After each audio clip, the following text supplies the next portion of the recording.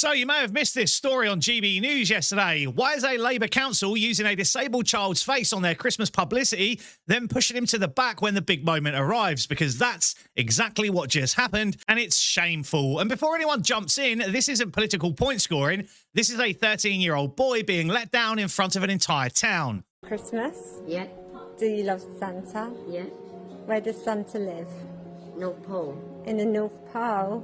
And it's probably one of the most upsetting stories I've seen this year. Logan, he's 13. He has 22q deletion syndrome and autism. And he and his mum Gemma spread positivity online. They've built a following of almost 500,000 people.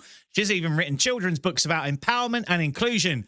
They're well known, loved in their community. And when Labour-run Stevenage Council reached out, invited Logan to switch on the Christmas lights and asked for photos for that official publicity, that meant the absolute world to him. They even told her to share it with her followers. Logan's doing the lights. Logan will be up here with Santa. His picture goes on printed flyers, leaflets, posters, email confirmations, the works. But when the day actually arrived, according to Gemma, they weren't guided to the stage. They weren't given the promised place next to Santa. They weren't even acknowledged. They were left at the back of the crowd watching someone else, a completely different child entirely, press the button. And Logan, who'd been preparing for this for weeks, didn't even get to see Santa on stage. Imagine being 13, mentally closer to 6, and trying to understand how you went from special guest to not even mentioned. And Gemma says she cried that night, felt like she'd let him down, felt like she'd hyped up something magical only to watch it disappear. And honestly, who wouldn't? Any parent watching this knows exactly how that feels in your stomach. She posted afterwards saying that she felt she'd been used for a publicity stunt,